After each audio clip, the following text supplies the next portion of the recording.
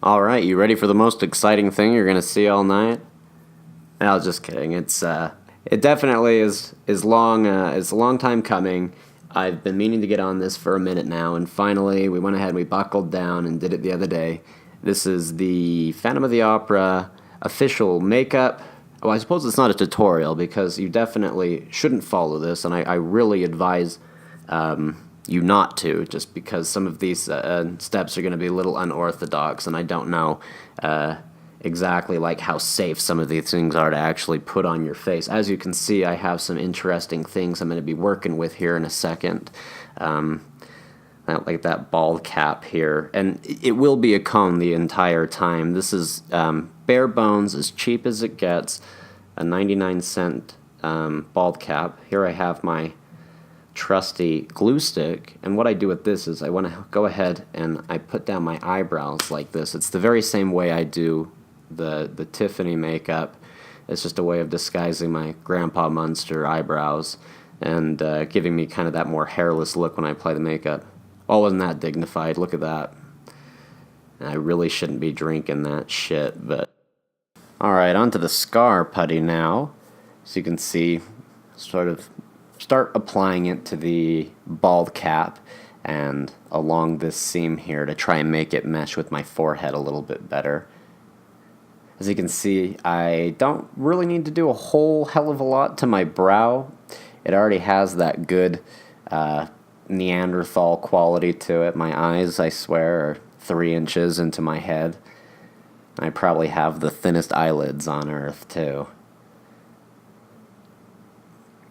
In years past, I have used contact lenses for this look, which I went ahead and opted to not use this time around. I didn't have quite enough time to order them.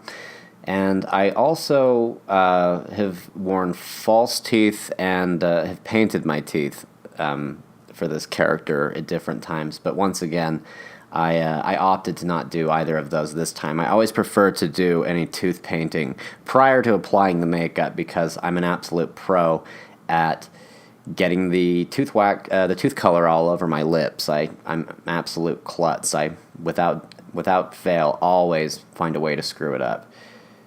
All right. Well, I'm going to go ahead and apologize for this right away. I'm sorry you got to see this, but I don't even have an excuse for that. I have no idea why my nose does that, what's wrong with it.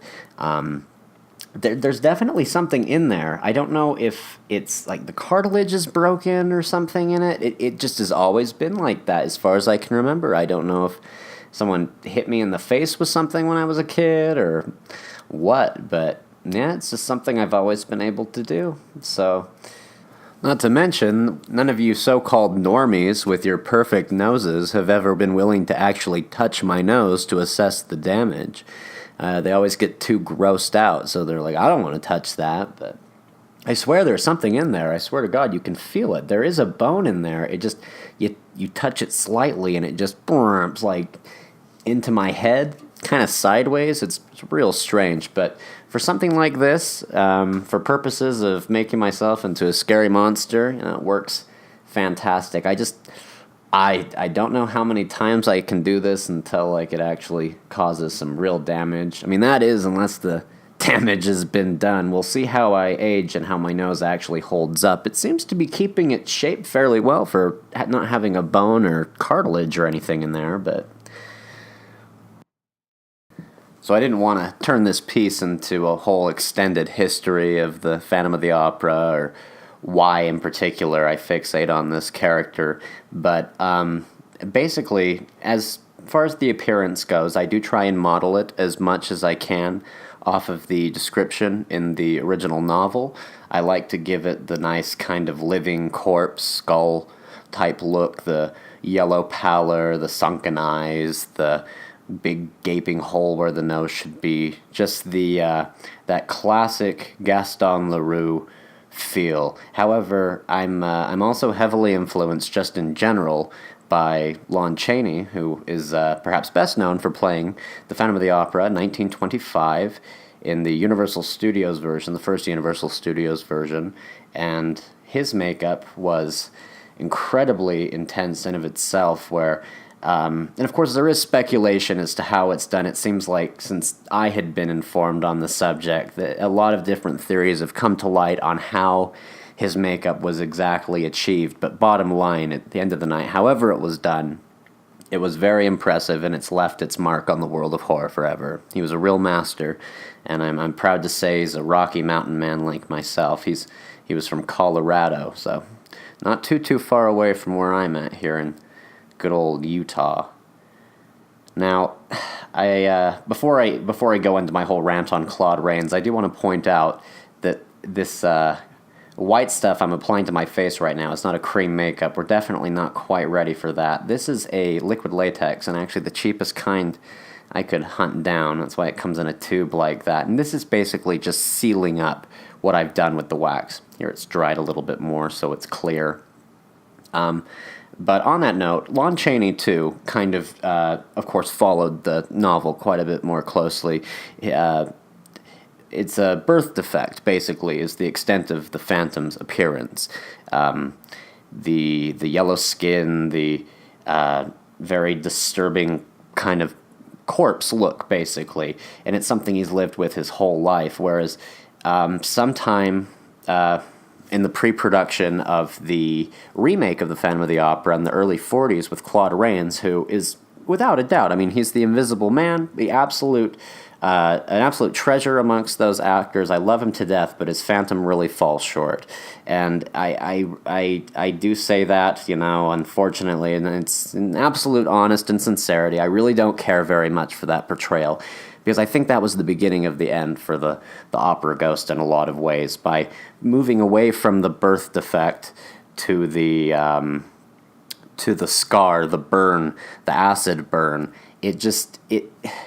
to me, I find it sort of a little insensitive, because it's so common in this day and age, for people to have been, injured or burned or scarred or things to that extent. So that's my 2 cents on the matter. Take it or leave it. I know other people probably have different opinions and they like the scarred face Phantom. That's cool too.